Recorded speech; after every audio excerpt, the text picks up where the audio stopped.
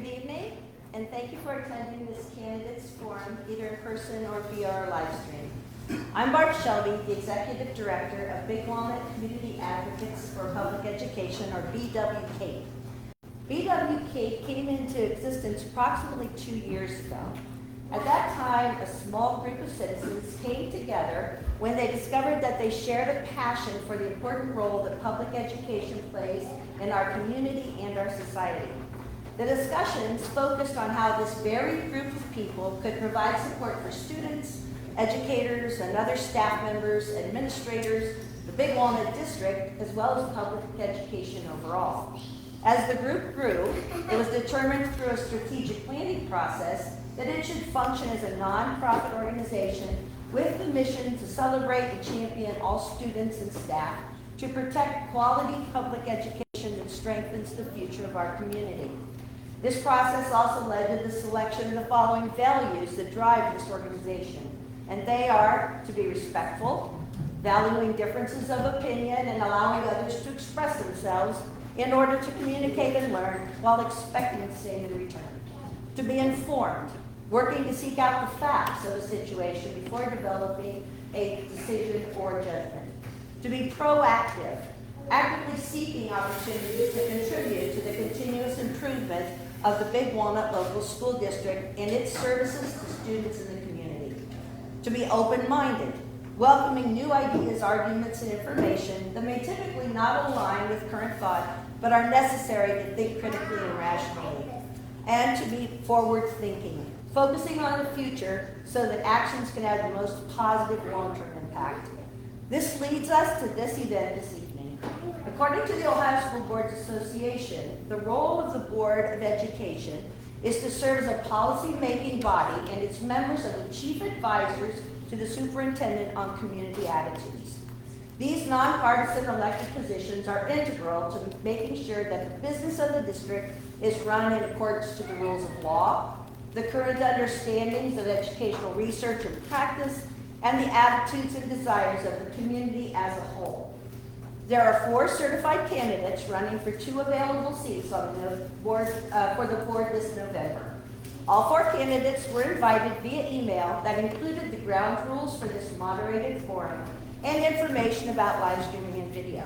We are pleased to have Stephen Fuji and Todd Smith with us this evening. We would like to thank the people who helped put together this event, Linda Wagner and Diana Butts for organization and question development, Mary Pisano as our timer, Justin Shepard and Ashley Ryder for live streaming and video, the people serving as our greeters and runners, and the village of Galena that allows the free use of this great facility for nonprofit events.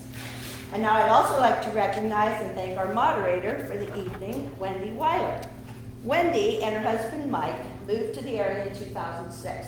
The youngest of their 5 children graduated from Big Walnut in 2009. And they have 2 grandsons who are currently enrolled in the school district. In 2011, Wendy and Mike opened their first store, Sunbury Ace Hardware. Wendy served on the executive board of the Sunbury Big Walnut Chamber of Commerce for over 10 years and was the president of the board for 2 of those. She's involved with United Way of Delaware County and is on the steering committee for the Women's Leadership Network. She currently chairs the committee that awards need-based scholarships to Delaware Area Career Center students.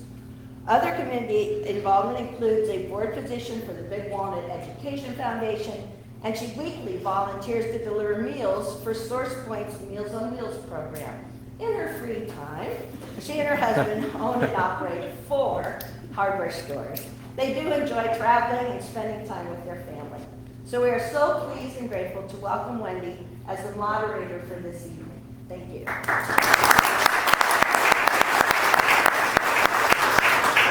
Thank you, Barb. To briefly go over the rules for tonight, we drew numbers before this event began, and Mr. Smith will go first because he drew number 1. Each candidate will have a maximum of 2 minutes to present an opening statement. When you have 30 seconds left, you'll see a gold card, and when it's time to stop, you're going to see a red card. Then I will be asking questions, and your responses are limited to 2 minutes as well. And you may not interrupt each other, and the same thing will happen When you have 30 seconds left, you'll see a gold card. When it's time to stop, you'll see a red card. At the closing, you'll each have time for a 1-minute statement at the closing. Get those? Got it. Wonderful. Didn't think it was too hard. So I'm going to start with Mr. Smith with your opening statement, please. Thank you. Good evening, ladies and gentlemen. My name is Todd Smith, and I am running for the Big Walnut Board of Education. Why am I running? I believe the students in the district require board members who offer rational leadership, who take a professional approach to handling issues, who take a macro-managerial approach to governing the district, and who will focus on real issues that affect the district. So what does that mean? Rational leadership. I will serve as a voice of reason on the board. On major issues, I'm not going to make snap judgments. I will perform the necessary research and ask the right questions. My decisions will be based on facts, not conjecture. And I am driven by pragmatism and common sense, not fear. Taking a professional approach. Because of my background as an attorney, I will look at issues from all perspectives and listen to all the arguments presented to make thoughtful and reasoned decisions that are in the best interest of the district. Macro-managerial approach. I trust the teachers, administrators, and staff of Big Walnut Local School District. They are the experts. They are the professionals. They know their jobs and what it takes to be successful. My job as a board member is to make sure they have the resources to do their job effectively and to the best of their ability. Focus on issues that affect the district. Too much of the board's time lately has been spent on fringe issues that are being raised at the national political level. Shifting the board's focus back to local issues which will impact the district, such as educational performance of the district and future district expansion, will ensure that the board is doing the work that they have been tasked, thereby enhancing the educational environment within the district. The Big Walnut Board of Education requires professional and reliable leadership, and I am up for the challenge. Go Eagles!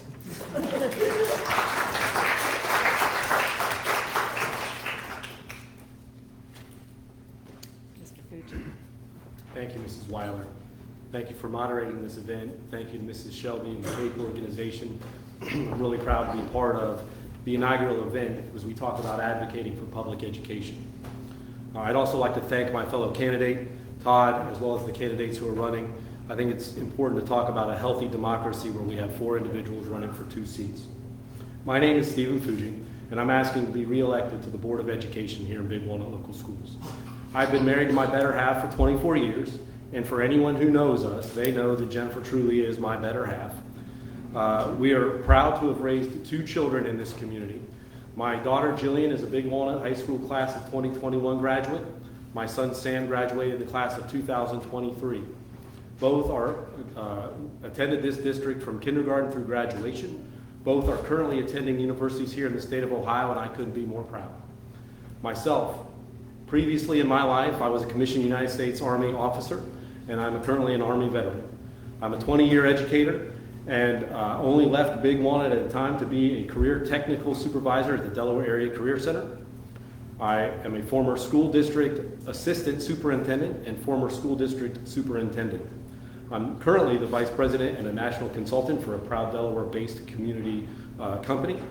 And most importantly to me in this moment, I served this community for 6 years as a high school or middle school principal. In fact, I think your youngest graduated under me in 2009. And I've served the last 4 years as a Big Walnut board member. In that decade of service, I'm very proud of our students. I'm very proud of our staff. I'm very proud of this community. I ask to be considered for your vote on November 7th to be reelected to the Board of Education for service, stewardship, and sustained excellence. There I say I probably need to add another S, and that S probably needs to be about supporting our staff and our students through this time. Thank you very much. I'd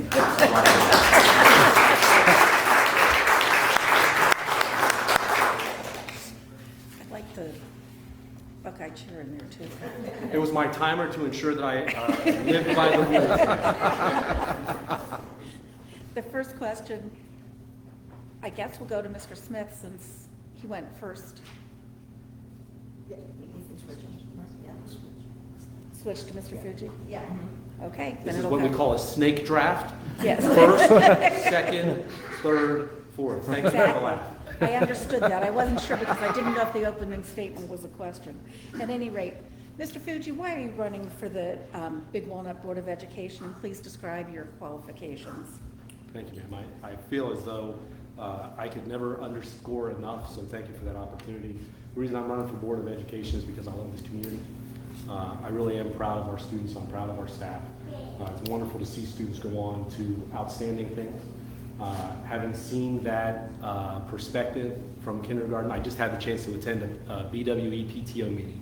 So sitting there talking with those young families, it was like a blink of an eye. I feel like I was attending PTO meetings there at that age, and I'm like, wow, where has time gone? But ultimately, the reason that I'm running for this point in time in our history is because I just love this community. I think it's important to have strong leadership. I think that my experience really speaks to not only my background, but also what I believe. And for that reason, I think that I'd like to be reelected for the Board of Education. Thank you. Mr. Smith, the same question to you. Very good. For me, it's a desire to serve. That I've served in one form of capacity and leadership for a long time. It started when I grew up in the Cleveland area in Strongsville. I was part of Troop 701 there. Attended, various meetings. I was in various leadership positions throughout that troop. Certainly served in community service levels and eventually Eagle Scouts. From there, it went on. Right when I got down here to Ohio State, I couldn't get away with it, or get away from it, I should say.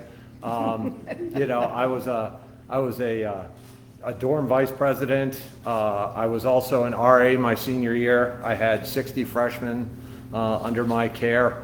I started going gray at 21. I also was a Block O officer, and they're the large student section in Ohio Stadium. So I officially was able to have 100,000 people yell OHIO. I started that. I'm very proud. And even from there, I've always had a duty to service, and I just wanted to serve the community, and I figured this is a very good place to do it. I joined the board in April when I was appointed to fill a vacant seat, and I think it's a great way to give this community. We have a strong school district, and I want to continue to allow it to be strong. My daughter's here in the district. I have other members of the family there in the district, and I want to do my part to make sure that this is a very strong and healthy school district. Thank you, Mr. Smith. Mr. Fuji, the next question goes first to you. What do you see as the two greatest opportunities and the two greatest challenges for the Big Walnut schools, and how would you address them?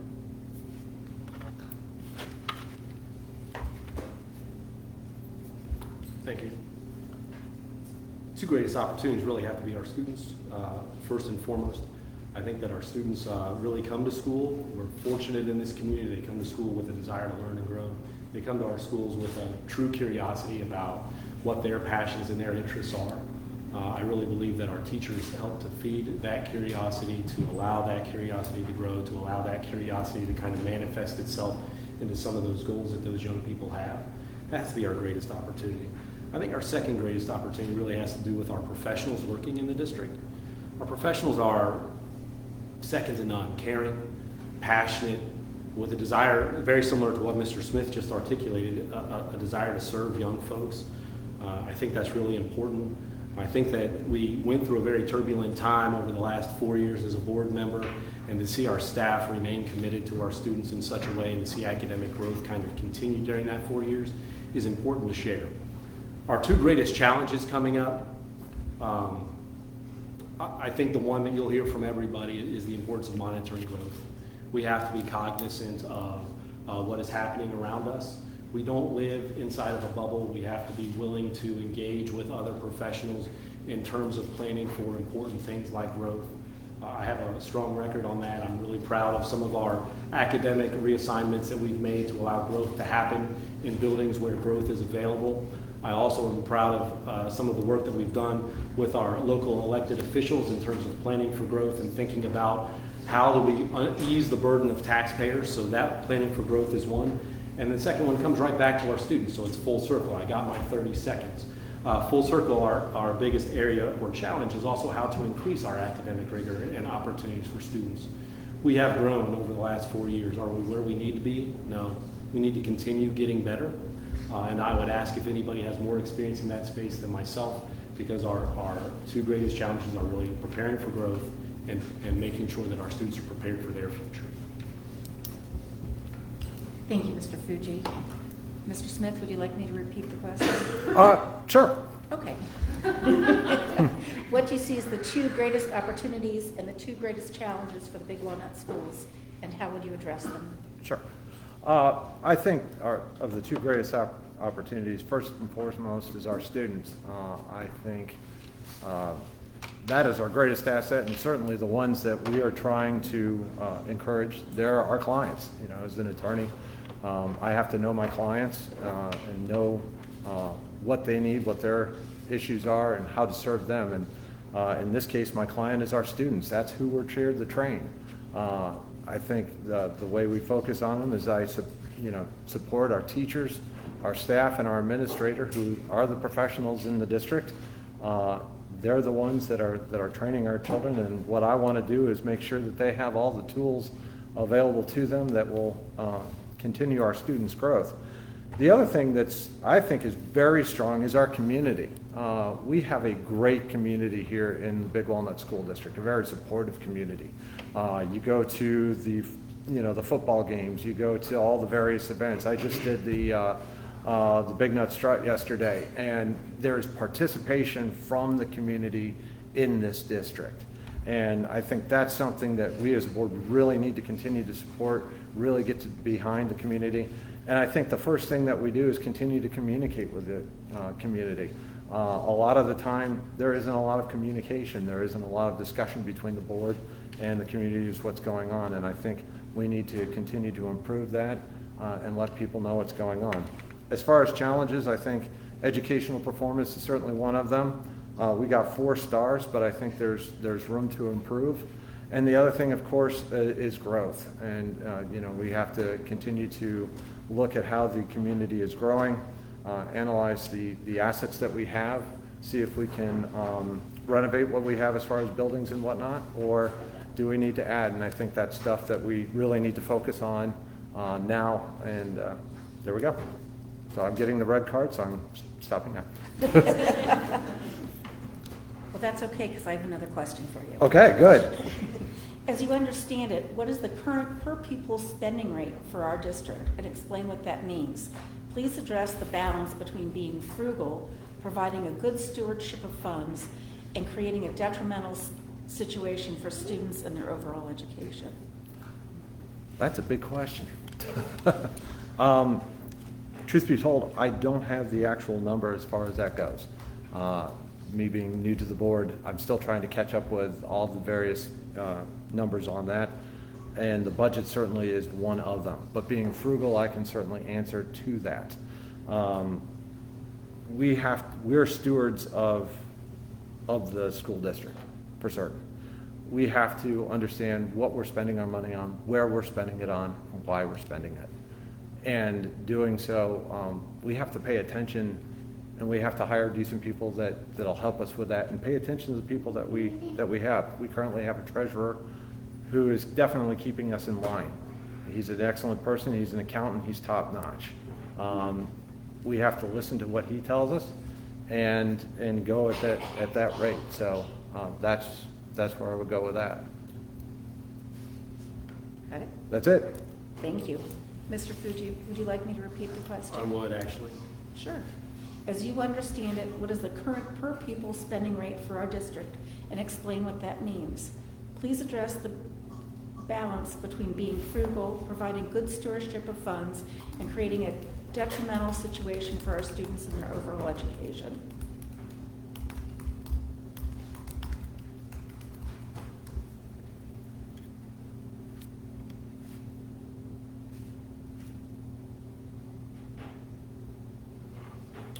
I'm sorry. Thank you very much. At a glance, I was looking at some resources online. Here's what I can share in terms of being a good steward. Current enrollment as of past September was 4,281 students. Our layout and expenditures is approaching a $70 million kind of budget in broad brush strokes. Our per pupil spending expenditures can actually be found on the Ohio Department of Education website, and I don't want to do too much clicking in order to get there right now. But I think the intent of your question is really about how is it that we are good stewards of those resources. So to me, stewardship isn't just a buzzword. It was actually what I ran on 4 years ago, and I have it in my literature now because I think that it's important to share. We haven't had a new monetary ask during my time on the board. And while November is coming up, our treasurer will give us our current 5-year forecast moving forward. I don't anticipate the need to look at a levy or bond ask in that time period either. So the conversation is how do we make the most out of the resources that we currently have? One of those ways I articulated in our last answer in terms of looking at where we have space for students and where we don't. When my kids were in elementary school, we just had a meeting in the PTO at BWE art room. It used to be the staff lounge. We've maximized our areas for growth in our elementary schools. Our elementary schools don't have room to grow.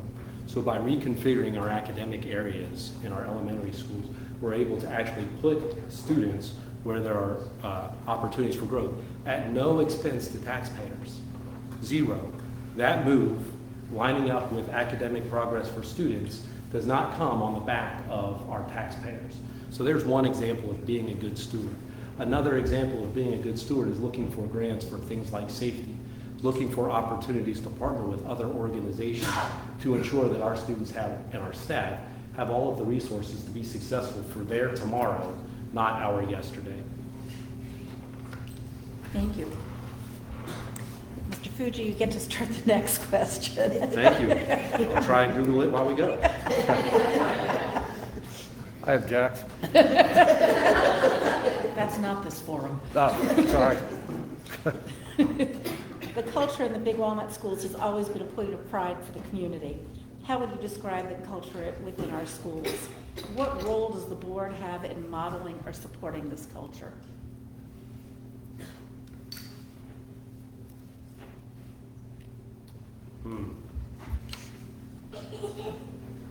2008, I was the assistant principal at Big Walnut High School. In between the passing period, between 7th period and 8th period, the cheerleaders on the 3 different levels of what was then Big Walnut High School led our students in a chant. We're all familiar with it. Big what? Big nut. I am not from this community either. As the assistant principal in this community, hearing that chant, the first thing I did is how do I stop 1,000 students from chanting this in the high school? Little did I know the cultural touch point that was for us.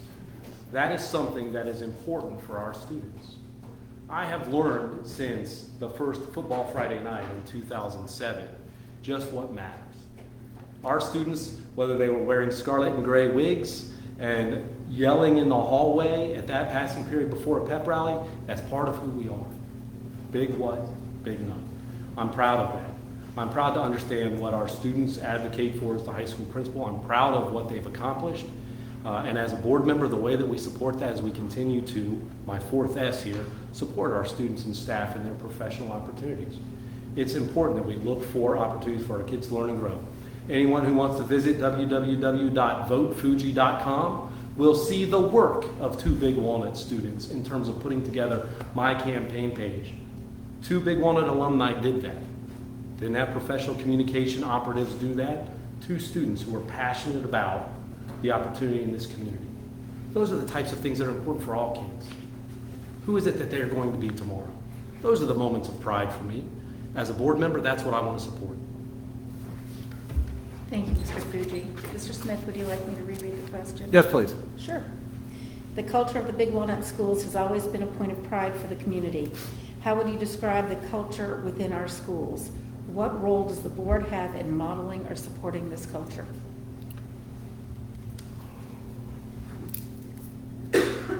I would say the culture is one of excitement and pride. As I said a few minutes ago, between the students themselves and the community, you just see that pride coming out in all the various things that take place. Again, huge fan of the Rage Cage at the football games. As a Block O member, when I was a kid and just a rowdy at the time, I'm just excited to see the kids really get enthusiastic. They all dress up. They have a whole spiel, to say the least, every game, and it's awesome. But it's not just them; it's the parents. The parents come out; they get into it. I saw, a kid walk by. He's got the outfit, and then his parents walk by in the same outfit. They're excited, and they're excited about this school district. And how do we support the district? I think the board. One, we get involved. We get involved with the community. Like I said, I was at the Strut yesterday because I wanted to be there.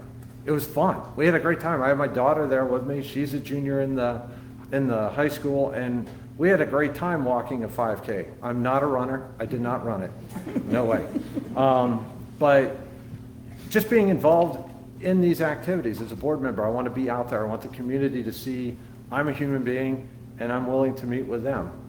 Trusting the teachers, trusting the staff, trusting the administration. We need to do that. We as a board need to provide the materials for the students, for the teachers, for the staff, so we can keep this excitement going in this community. Thank you, Mr. Smith. You're welcome. Mr. Smith, you get the next question. All right. You ready? I'm ready. Okay. In the absence of a local newspaper, much of the community remains an informational desert with respect to the daily functioning of the school district and the goals and actions of the board. It is recognized that those actions have an enormous impact on the community as a whole. How do you plan to engage the parents, the community, and the community for the benefit of our students? What suggestions do you have for improving a dialogue with the whole community? Well, for one, the great news, the Eagle Examiner is back. It's online. I think right now that's one of the best ways that we have to communicate with the district, at least as far as a whole goes. It gives access to, for the community to see what we're doing, see what's going on in the school district. But another way is, for me at least, is to get out there and meet with the community. A lot of people won't necessarily go out and talk to people, won't listen. I'm old school. I'm an attorney. I like to call people. I do talk on the phone. It's easier for me than sitting there texting or emailing or things of that nature. I'm expressive, so certainly I want to be in there with the people. Also meet with people in small groups. I love to do lunch with people, groups of people. Meet with the PTOs, meet with the various school organizations, put the word out that we're actually doing stuff. The other thing, we need to be out there in the communities themselves, in their various council meetings and whatnot, and have a voice there, and let those councils know that what we're doing, be it Sunbury, be it Kingston, be it Harlem, any of those, we should be at those trustee or council meetings and getting ourselves out there. The more that we're seen as a board, the more active we are with the community, that's going to build that dialogue between us and the community, and we can hear what they're doing, we can listen to what they're doing, they can tell us what their concerns are. Thank you, Mr. Smith. Mr. Fuji, would you like me to read the question again? I've got this one. Thank Okay. you very much. I was stalling before. I'm going to be completely Thank candid. The absence of the Sunbury News. Man, I used to love Lenny LaPola. Lenny LaPola was a fixture in this community. He was at everything. He took pictures of everyone. And if he got a picture of you, he snapped it and he sent it to you. I loved it. He also did a great job writing those articles. I'm very appreciative for that. Now, these days, if you want information, you got to look at the Delaware Gazette, of which I did an interview with them. They'll have some stuff on the campaign. I'm not sure if everybody else has or not, but it's important to say. One of the things that is important in communicating with the community, watch this, is the fact that our per pupil expenditure is actually $10,867. That is below the state average. Those are the types of things that need to be communicated. One way is the Eagle Examiner. I certainly pushed for the return of the Eagle Examiner once our superintendent got his feet under him. Remember, we went through a superintendent change as well over the last 4 years. So getting a new superintendent, giving him space to make sure that he understood the teaching and learning circumstances in this district. We've reinstituted the Eagle Examiner online. I'm currently in dialogues with him right now about a quarterly paper edition to make sure that it goes back out to the community. Because in the absence of the amazing linear polo, we don't have a way to communicate directly. And let me just say it right now, man, social media isn't the way. It is a way. It is a good tool, but it is not the way to communicate with all of the stakeholders in this environment. It is unfortunate that it is during board elections that we have the opportunity to address entire communities of folks to talk about these types of things, per pupil spending, the importance of academic rigor, what it means to be a good steward of your resources, how we keep children safe, how we educate. It's important to discuss these things all the time, and one way should be through the Eagle Examiner, and we need to make sure that that comes back. Talking about being old school, man, I still like my paper and pencil. It's important that we have those things tangibly in people's hands so that they can see things like per pupil expenditures. Very good, Mr. I worked it Fisher. in there. I You did a flubbed good up job. before I got it in. You did a good job. This question goes to you first. Across the country and here in our district, there's a mental health crisis, especially in the younger population.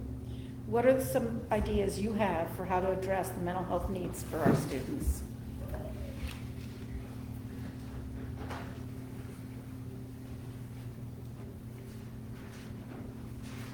In the world of education, there's a saying about you can't bloom before you, it's the steps of Bloom's taxonomy that talk about knowledge, rigor, relevance, all the way to self-actualization. That you can't really actualize and learn until you feel safe, until you talk about things like food security, until you talk about things like feeling safe in the environment that they're in, feeling loved from their family, these types of things. It's really hard to be educated if you are in a space of trauma. So one of the things we as a school district really need to focus on is making sure that we are listening to our students and listening to our families. This is why I talk about the sacred relationship between teachers and students. All of the magic happens there. The magic doesn't happen with building. I was a building principal. The magic doesn't happen with building principals, and I was a good one too, might I add. But it really happens with the teachers and the students. Nurturing curiosity, guiding intellect, making sure that there is space to stretch and grow as a child. That's very important. Mental health is an issue across this nation, not just for young people, but for folks in general. It's an important conversation, and that's where I come again to this idea of partnerships. You've heard me speak a great deal about our partnership with locally elected officials. How about partnerships with local professionals who advocate in the space of socioeconomic well-being? That's not a buzzword to me, it's what's necessary for us to really grow our children and make sure that they have the space to move into their future and not our past. I have a lot of ideas on this. It probably wouldn't do it justice to go just 2 minutes on the topic, but it's important that we have it and we surface it as a board to support it. Thank you, Mr. Fuji. Mr. Smith, would you like me to repeat the question? Please. Across the country and here in our district, there's a mental health crisis, especially in the younger population. What are some ideas you have for how to address the mental health needs of our students? I think what we first need to do is actually, it's a simple word, but it's one I'm going to use, recognize. A lot of the time, certainly when I was in school, quite some time ago, that wasn't something that was really discussed at all. We've come a long way in the last 35, 40 years on dealing with mental health, and I think, though, we have to learn how to even continue to recognize that there might be an issue. Again, we have to know our clients. The teachers have to know the students. Can they recognize that there might be an issue? What are the signs? I think we have to train and focus on learning those signs. The other key thing, especially with mental health, is we need to listen. We need to listen to our students. What are they saying? What are they not saying? How are they behaving? That type of thing. And really, as far as from the board's perspective, we need to really start, hitting home or driving the lesson that we need to destigmatize mental health and whatnot. It's an important issue that, again, has come a long way. But we still need to destigmatize that feeling and let people know it's okay. Please come and talk to us. Come and talk to a parent. Come and talk to a staff member or a teacher or someone you trust. And as Steve said, I completely agree with that. We need to partnership with local physicians, with local mental health professionals, people who are actually in the know. Many of us are not people that handle mental health specifically. So we need to bring in the people that do, the people who know what's going on, and really partner with them and have them give us ideas and help us improve the quality of life for our students as far as mental health is concerned. Thank you, Mr. Smith. You're welcome. The next question goes to you. Bullying continues to be an issue in the Big Walnut schools as well as in other places. How do you think the board should address harassment, bullying, and intimidation in the schools? What's the difference between bullying or harassment and protected speech?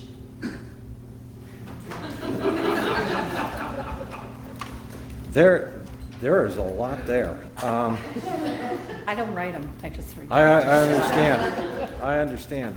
Well, first of all, bullying is unacceptable in any shape or form. Bullying, all it is a sense of power.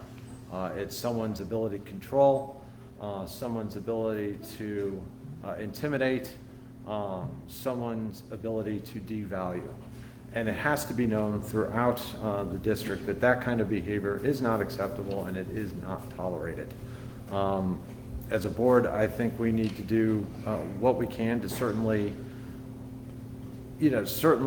provide what we can to stop bullying, to encourage that behavior is not accepted. But, is it policy? Is it education? Is it all the above? Is it none of the above? Really, I think that's something that we need to continue to focus on. And I think the second part of your question, if I'm not mistaken, there was a lot there. The difference between protected speech and bullying, could you repeat that? What is the difference between bullying or harassment and protected speech? Well, certainly as a student of the First Amendment and being an attorney, you can essentially say what you want to per the First Amendment, except for speech that causes harm to individuals. That's not protected speech. To have an opinion, to engage in intellectual conversation, that's protected speech. But it's the intent that tells you when it goes from intellectual discussion to bullying that is the key factor. You intend to do harm. You intend to intimidate. You intend to put someone down or make them feel small. That's the difference between protected speech and bullying. It's the intent on what the language is. If you're giving an opinion, that's one thing. If you're trying to do something, if you have an intent to harm, that's bullying. Thank you, Mr. Smith. Mr. Fuji, Yes, ma'am. would you like me to read it again? Thank you very much. Thank you. I can remember very well when social media was kind of new. Again, that might age me a bit. I was a building principal, and I remember very candidly saying to parents, "Hey, listen, if they're tweeting at each other or putting things on Facebook or, heaven forbid, MySpace, that's not a school issue." Again, that's not a school issue. I remember as an administrator being able to take that stance. Because we tried to act as though if it happened outside of school, that wasn't something that we legislated or dealt with. At the end of the day, we've come quite far from those years, 20 years ago. We've come very far from that. And, Todd really did give us the legal definition, and I agree with that, but it's the idea that all speech is protected until it goes to do harm to somebody else. When speech is used to harass or bully, that's when it's no longer protected speech, and it doesn't matter whether that's on social media or in the classroom. And I would say to you, Mrs. Weiler, that this isn't really a conversation just about students. It's a conversation about how we handle ourselves by and large as well. It needs to be about ideas. We can disagree with the ideas and not hate the person. It's okay to have discussions where varying viewpoints come together and are hashed out with one another, because that's how we learn and grow. I've often said that I don't think it's the board's job to unify a community. It's not. It's our job to represent the community as we look at things like policies and things that impact our schools. Having said that, though, we can always agree or disagree with somebody else in terms of their ideas, not with the individual. It becomes worse when it becomes about the individual and not the idea. I think that goes a little bit towards answering the question of when speech is considered bullying versus when it's protected speech.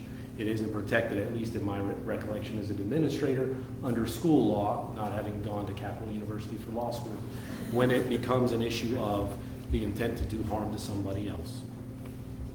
Thank you, Mr. Fuji. Mr. Fuji, you get the next question. Yes, ma'am.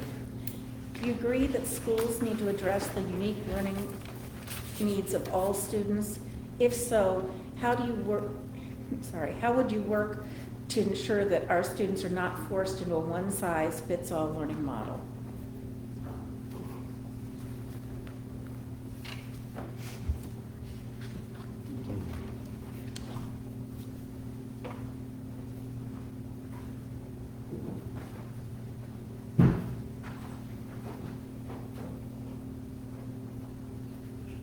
Say it one more time. I'm formulating how to answer. Sorry. That's fine.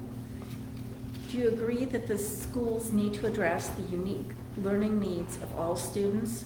If so, how would you work to ensure that students are not forced into a one-size-fits-all learning model? Yes.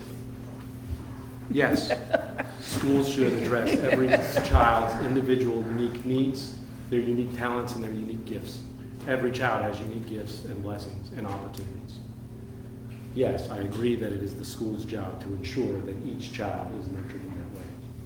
The way that we ensure that students aren't fit into a one-size-fits-all is really that we empower teachers to continue to do what they do.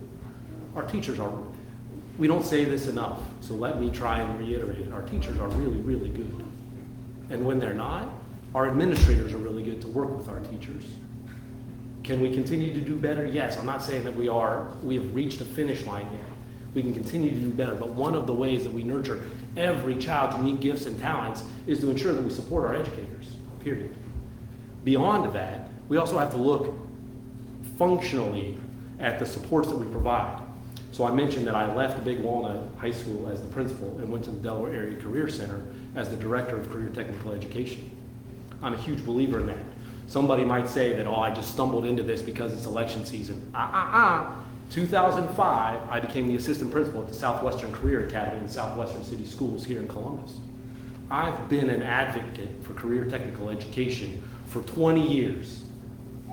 And one of the ways that we ensure that we have pathways for every child to realize his or her unique gifts is to make sure that we're partnering with folks like the Delaware Area Career Center, folks like Columbus State Community College.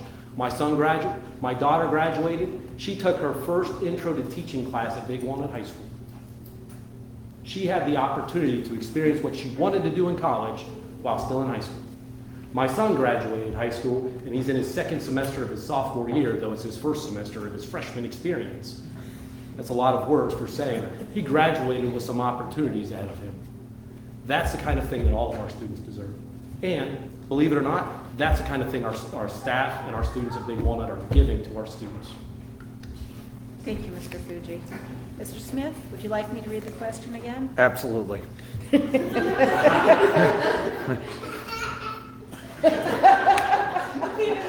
you. That's so cute. Do you agree that schools need to address the unique learning needs of all students? If so, how would you work to ensure that our students are not forced into a one-size-fits-all learning model? Yes, I do agree that the schools need to deal with the unique learning needs of all students. I really do. I just wanted to make sure that I got it worded correctly. How do we do that? First, it starts with a very basic premise, and Mr. Fuji touched on it on it for a minute. Parent-teacher relationship is the way that we start that. It's a concept that's batted around lately in all kinds of different angles, but truth be told, Parents really are the places where a child's education starts. They need to contact their teachers, meet with the teachers, discuss with the teachers, and really build a rapport with their child's teachers. First, and that's first and foremost. That's where this starts. Just having that parent-teacher relationship. What can we do beyond that relationship? Again, offer different programs, perhaps offer more expanded programs such as developmental programs or gifted programs. So, students, are studying at their pace, at their level. Also expand elective programs. Give kids more opportunities in school. Math is great. Science is great. American history is awesome. I'm a history major, I gotta push. But there's more to it. Maybe there are different forms of math, different forms of science, different forms of history. And continue to work with programs like the DACC. That's huge. That gives our kids more opportunity. Expand the programs and the opportunities that we have perhaps with Columbus State and groups like that, where again, they may have programs that we don't necessarily hear. I think that's the way that we really get, keep the kids involved and give them a unique education here at Big Walnut. Thank you, Mr. Smith. We have some questions from people who are here.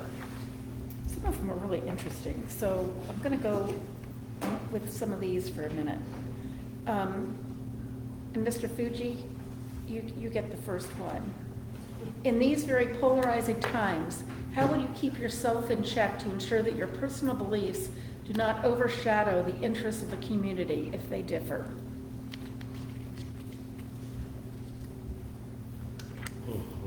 That's what I thought.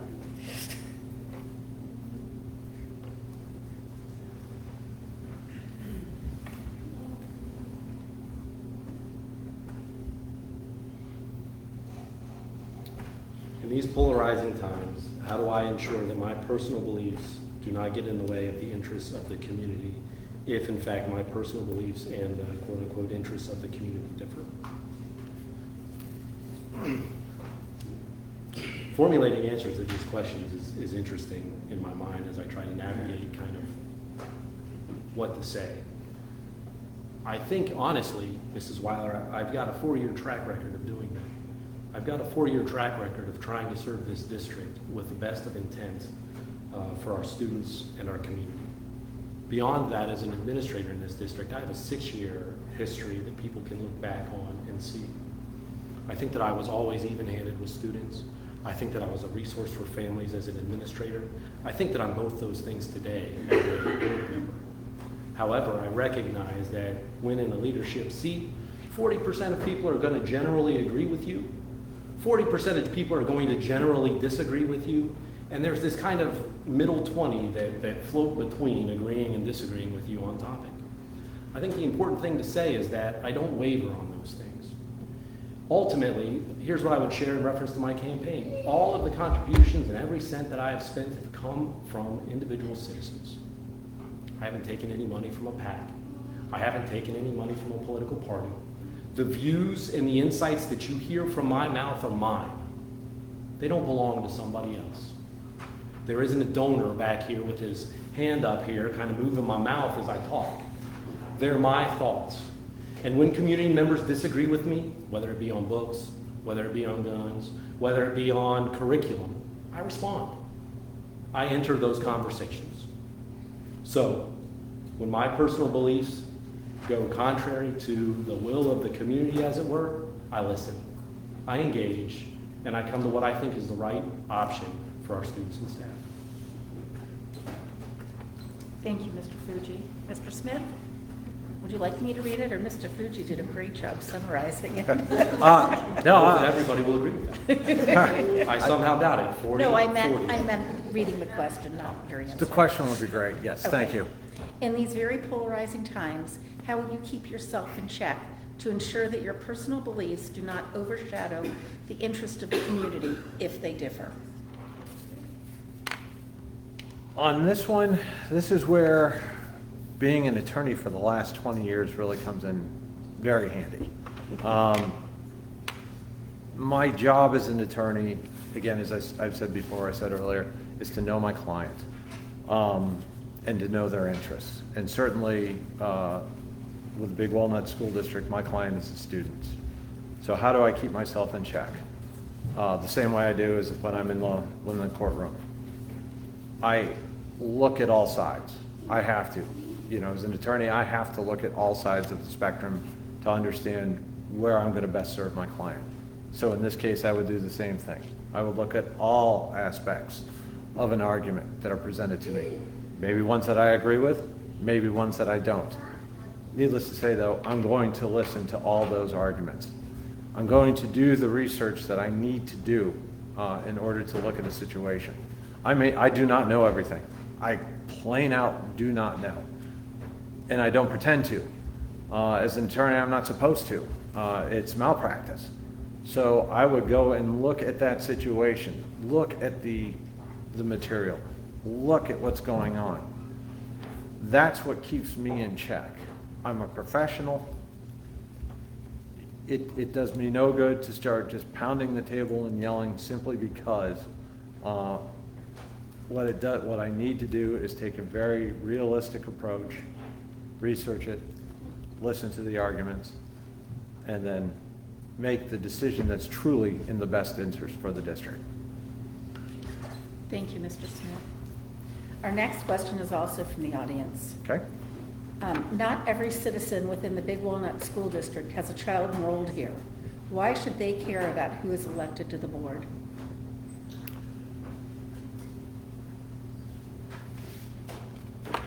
The reason I would say they should have a voice or why they should care is that a school district reflects on its community. If you have a very well-performing school district, the community looks superb.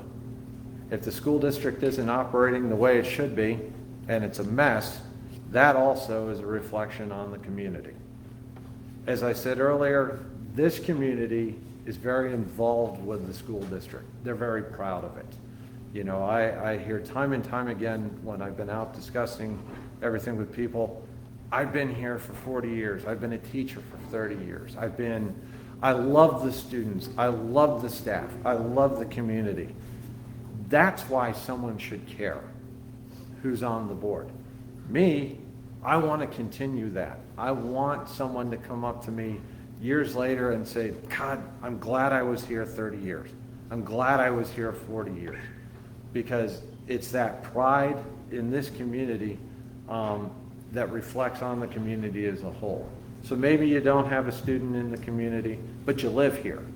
And you want your community to look absolutely fantastic. And I think that's why you need to pay attention, because good, strong members of the board mean a good, strong district, and in the end, a good, strong community. Thank you, Mr. Smith. Mr. Fuji, would you like me to reread it? No, ma'am, I got it. Okay. So I remember some rough times as a school administrator in this district. There was a time period leading into the Great Recession where there were conversations about failed levies and those types of things. It was a challenging time here. And we had great board members who tried to shepherd us through that, and I'm very proud of where this district wound up as a result of much of that work. But during that time, I can remember two very clear quotes. One quote was, as our community goes, so go our schools. And as our schools go, so goes our community. Everybody wants to be proud of where they live. Everybody wants to be proud of our students. Everybody wants to be proud of their community. As our schools go, so go our community. The second more direct, and then the second conversation or quote that I remember from that time is, we here in Big Walnut have always been responsible citizens. We tax ourselves appropriately. Meaning, to get to the other portion of this answer, that one of the reasons community members should care about the schools is because their tax dollars largely go to funding. In this community, we're approximately an 80-20 community. The preponderance of tax burden relies on our shoulders as individuals in this community, whether that's the local income tax or whether that's our property tax. The largest preponderance of funding for our schools relies on our shoulders as individual citizens. Now, quite honestly, I care about the way that my money is spent. And I would think that the same is true for our community members. They want to know that our per pupil spending is below the state average. They want to know that our schools are excellent. They can get better, 4 out of 5, I heard you. That they're excellent, that they can get better. And most importantly, that they are getting value for the education that is being provided in this system. That can't be said everywhere. In some districts where it's twice the per pupil spending, where staff are receiving 2 times the amount of average salary, do you really know that the value that you're getting is there? Here in Big Walnut, it is. That's why community members care. Thank you, Mr. Fuji.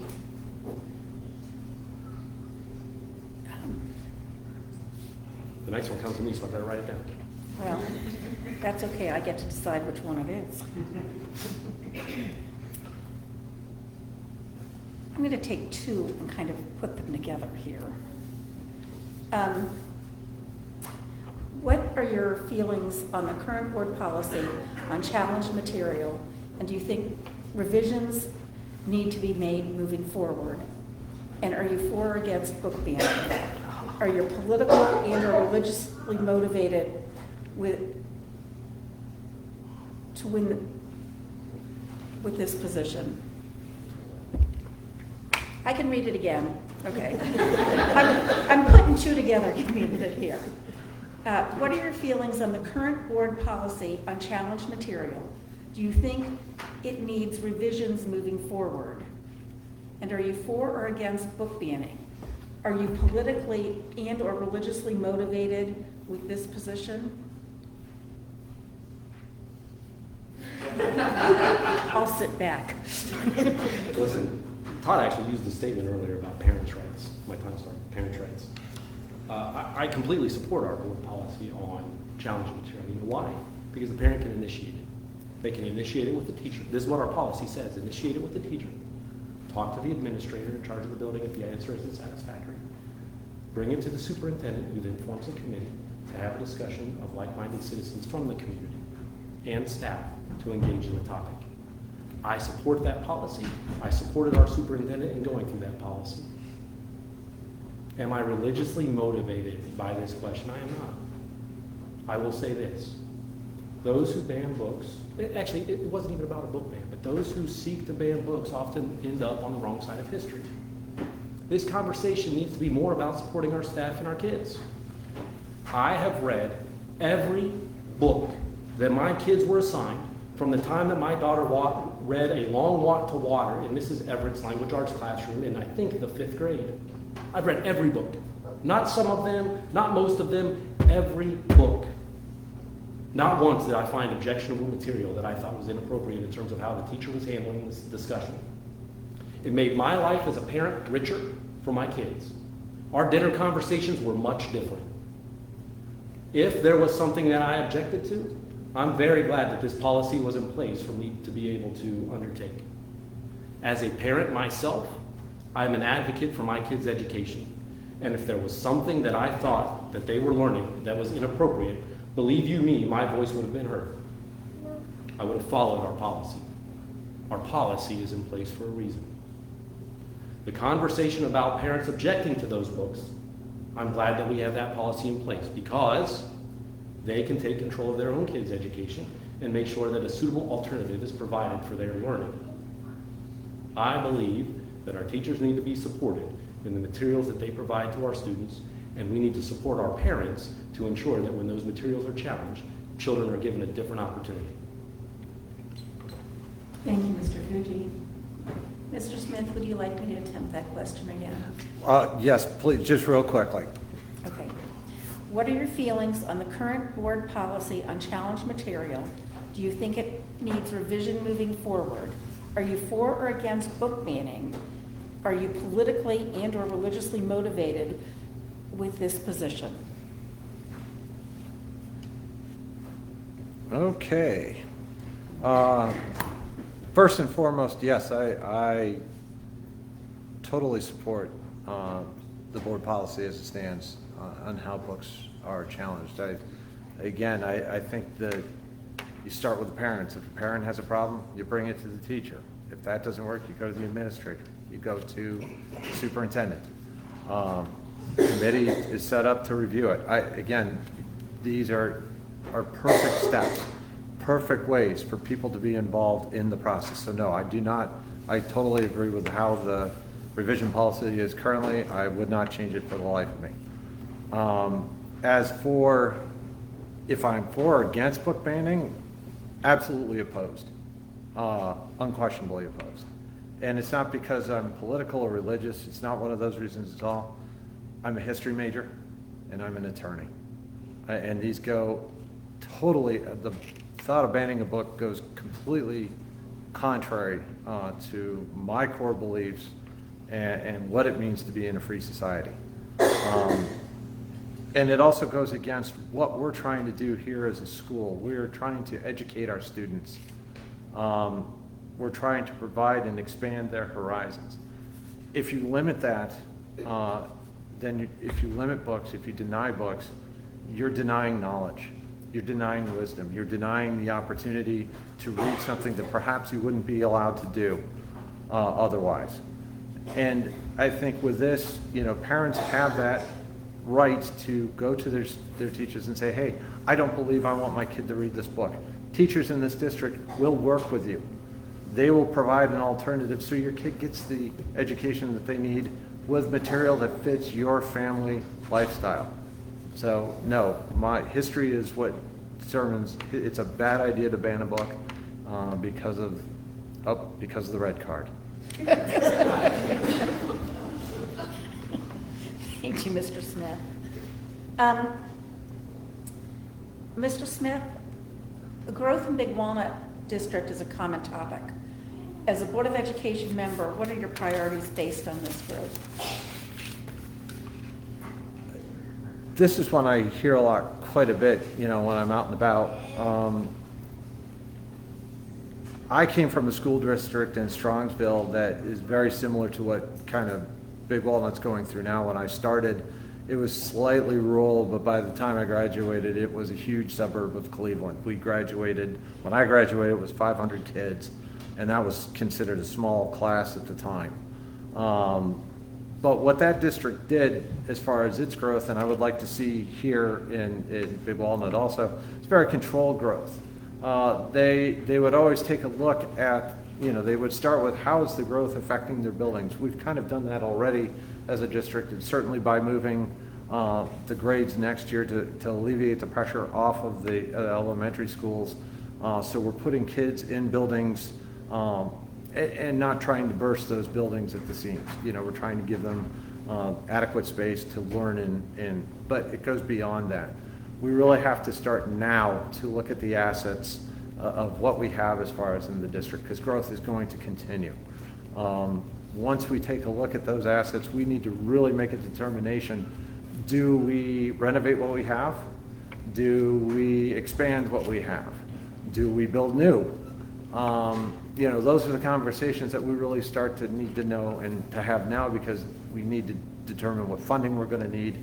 We're going to need to determine what kind of teachers we need, what staff we need, what busing we need, all the stuff that goes along with it.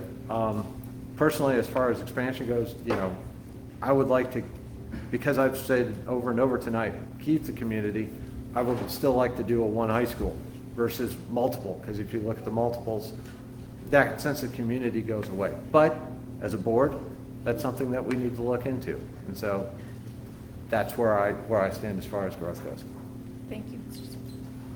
Thank you, Mr. Smith. Mr. Fuji, would you like me to repeat the question? Growth, how do we deal with growth, and what are my priorities as a board member? You got it. I think my priorities as a board member have been articulated in terms of focusing on students and their opportunities, uplifting their passions and gifts.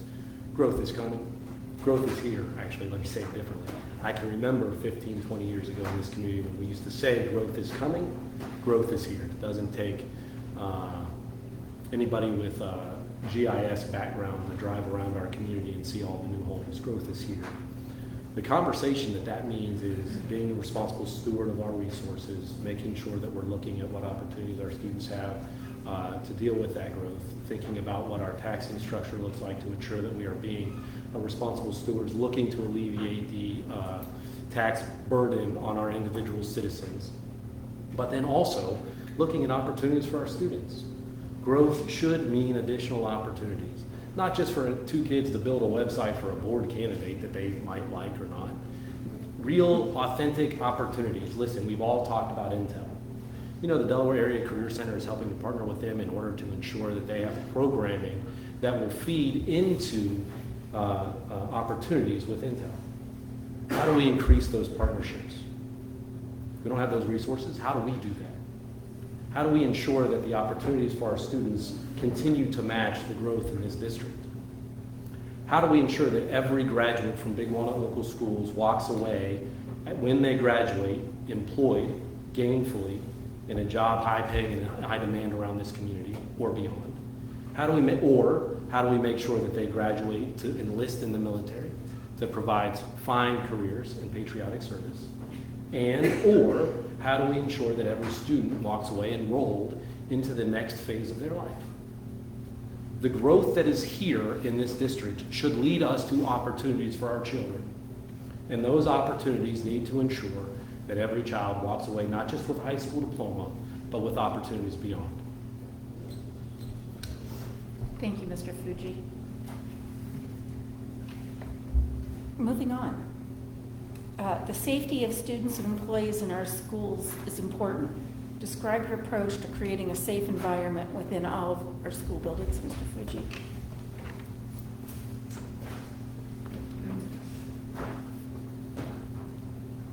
Served on the board for 4 years. There's been 2 different configurations of board members during that time. The common thread for my 4 years on the board with every one of those board members has been a conversation about safety. Safety has to be a priority in this community, for our schools, for our students. Safety has been a priority in this community. We just hired a new superintendent, I mentioned that, right? I think Mr. McLean is doing a fantastic job. Do you know the #1 goal that was set for him by the current board? Safety. That's evidenced by some things that you see and some things that you don't see. I don't pretend for a second that people will take me on my word. I recognize, in fact, that they won't. But safety has been a priority by every member of the board that has sat in that seat in my 4 years in service. Let me give you some examples of things that you've seen. If you volunteered in our school district last year versus this year, you saw a very clear change. That change is something called Raptor. Our communication department did a very good job of putting out a video to explain what Raptor is. People now must show an ID when they come to school and state their purpose with the school secretary. It increases the burden on our school secretaries. I'm not going to fit. It takes a little bit more time, but you know what else it does? It makes sure that we're safe. Safety requires time. It requires preparation, which is what our staff has to go through and do that is different from when I was in school. Safety requires professional relationships. I was the assistant principal here. We had 1 school resource officer. During my time on the board, we've hired 2 more. We have 3. That's not enough still. We need more. Safety requires physical enhancements, some of which you've seen, some of which you won't see, and that's okay. The conversation of safety is important.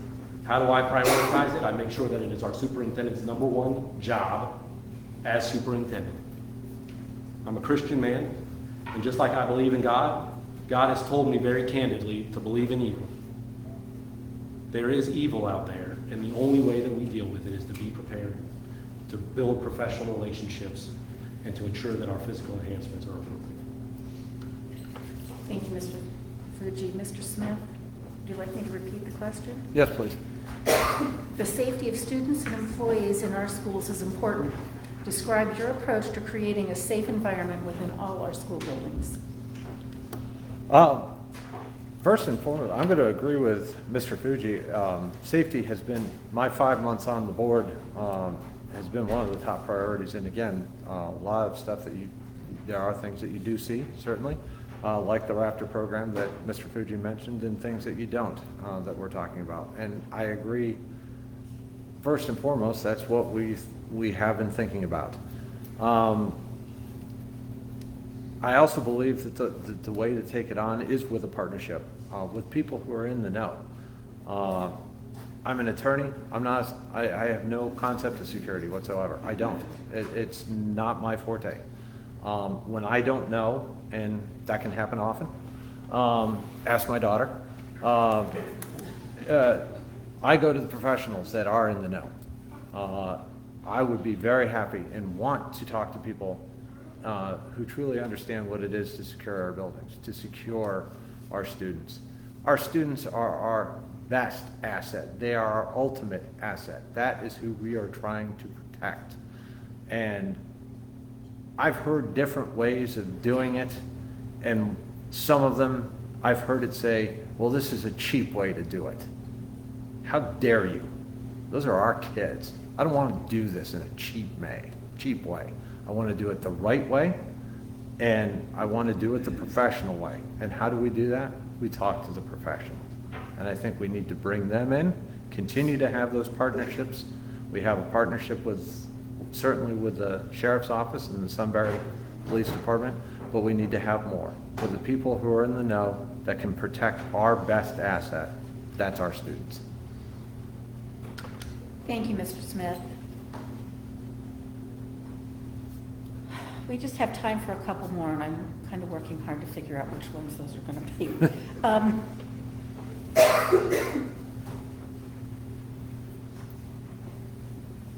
Mr. Smith, this question goes to you. Please describe your experience with conflict resolution and consensus building. How will you bring consensus and support in the community to work around the school district, and who will you bring to the table with you? Well, I can do it again. Could you repeat that, please? Yeah. Sure. Please describe your past experience with conflict resolution and consensus building. How will you build consensus and support in the community around the work of the school district, and who will you bring to the table with you?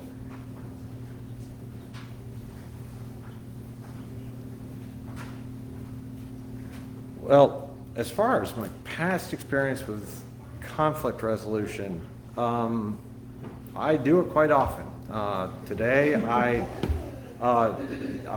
was on the phone on my way home finishing up a mediation, and that's certainly conflict dispute. I file suit against people, I have a conflict. But how does that work? I just don't file a suit and, yeah, I get paid.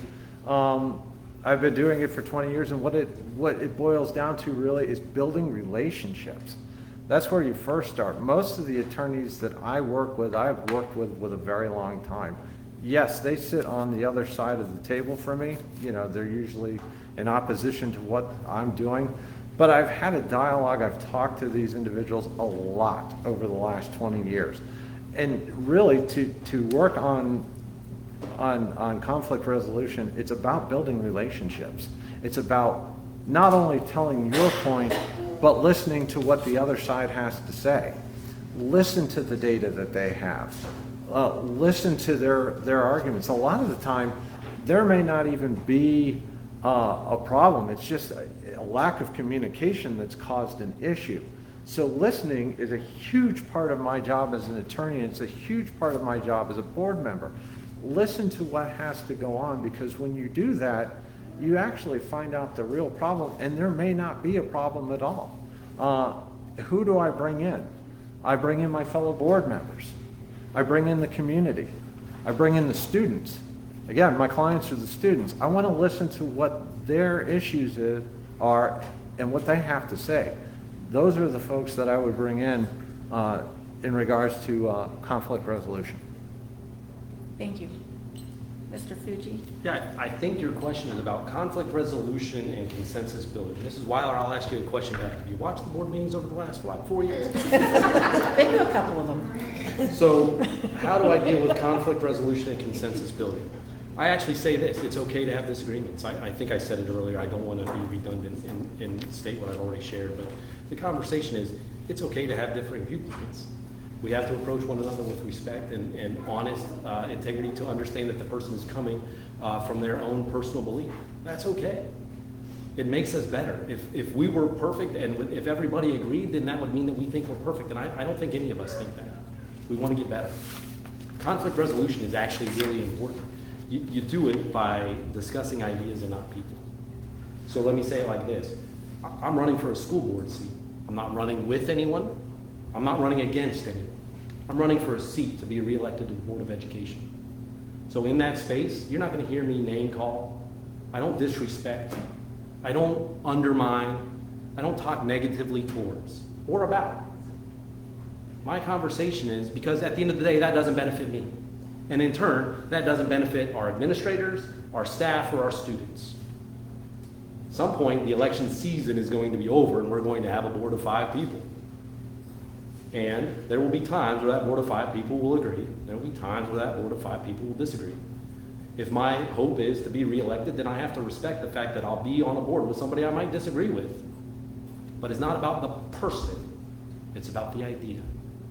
And certainly, if you've watched a board meeting in the last 4 years, you've seen, hopefully from me, the ability to agree respectfully and disagree respectfully. And when it comes to other topics that you have to have outside expertise in, we've also demonstrated that we do that. Thank you, Mr. Fuji. Thank you, Mrs. Weiler. You're making me say that this is the last one of the night, but I have some other good questions. But I think this is the best to end on. And Mr. Fuji, you get to have it first. Since both candidates present tonight are seeking re-election, what has been the most challenging issue you have faced as a board member? And what has been the most rewarding experience?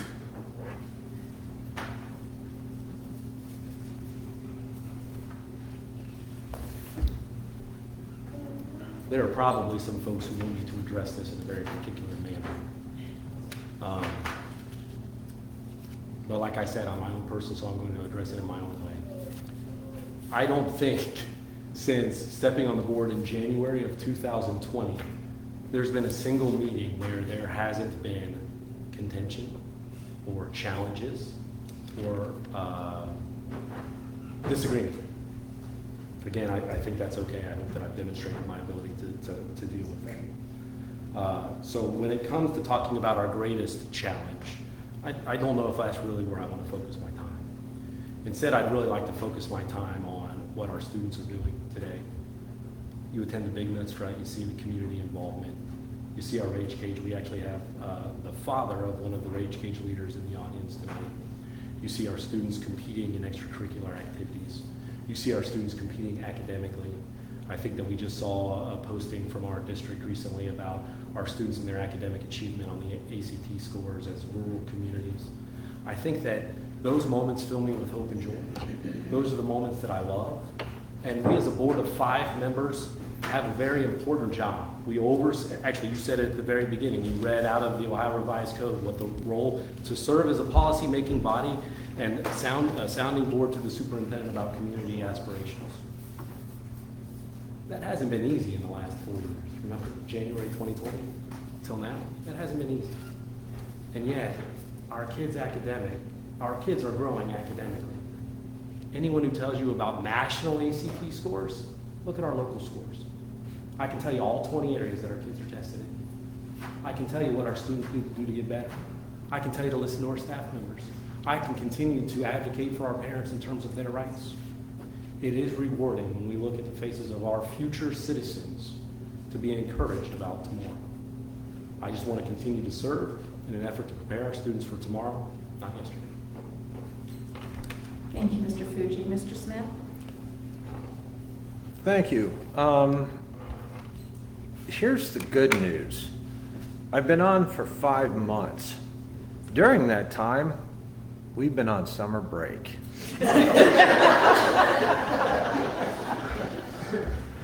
So needless to say, I wouldn't say I have a ton of challenges. Have I encountered some disagreement? Okay, yeah. But I expect to. That's part of my job. As Mr. Fuji said, I'm not going to agree with everybody anytime. So as far as a challenge, I think that's probably the biggest one, and I'll leave it at that. But what I've really enjoyed, what's really satisfied me is, especially over the last month or two of being in the election season, I've finally been able to get out there and meet with the people, meet with the community. As I've said time and time again this evening, our community is our greatest asset. And it's just absolutely been fun getting out there and talking to people. I'm an attorney, I talk, and I talk, and I talk. I can't shut up. I can't help it. It's part of the job. But that to me is the most fun that I've had because I'm really learning the job. I'm really learning the position. I'm really learning what the true needs of the community are. It's not what I'm going to read in the spreadsheet. It's not going to be what I hear in the paper, hear on the radio, or see in the paper, or things of that nature. The needs are listening to the community, and that's been my most rewarding part of the job so far, the 5 months I've been on, is just listening, hearing the needs of the community, hearing how excited they are about this school district, and just kind of learning the job through my fellow citizens. Thank you, Mr. Smith. We have time for a 1-minute closing comment from each of you. And Mr. Smith, you go first. Thank you. As I said earlier, I'm running for 4 simple things. I want to offer rational leadership to the board, professional approach to handling issues, macro managerial approach, and a focus on the issues that really, really matter to the district. That's why I'm running. I want to be a professional on the school board, and I want to help Big Walnut not only maintain the greatness that it has currently, but make it better. So vote for me on November 7th. Thank you very much. Thank you, Mr. Smith. Mr. Fuji. It's already my stopwatch. Thank you, Mrs. Wilder, for your moderation. Thank you to Kate for the opportunity to be here tonight. Thank you for putting on this inaugural event. And thank you to those members of the audience that are in attendance tonight and your participation in asking of questions as well as your engagement. Thank you also to our at-home audience. Thank you in addition, you may not hear this often, to all of my fellow candidates for your desire to serve this community and our school board. It's election season. It's no surprise to anybody that we should expect some fear-mongering upcoming. Instead, though, my conversation is I'd like to ask you for hope. Hope is not wishful thinking. There are 3 solid scientific components behind it: a belief that tomorrow can be better than today, a vision for what needs to improve, and the agency, the skills and abilities necessary to make that happen. I hope I've been able to demonstrate that. So on November 7th, please vote Fuji for the Big Walnut Local School Board of Education, Big Walnut Local School District Board of Education. Not running with anyone, not running against anyone. Just want to serve this community in ways that I have in the past. Thank you.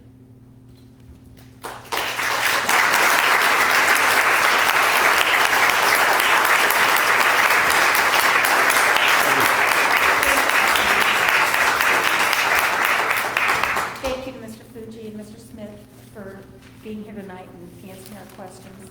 Thank you for Kate for hosting us. And that concludes our program tonight. Many thanks from Kate for all of you who were able to attend, and for all the effort that went into these answers, and for the beautiful moderation by Wendy. We are so grateful to all that we learned this evening. Thank you very much. Thank you. Have a good night.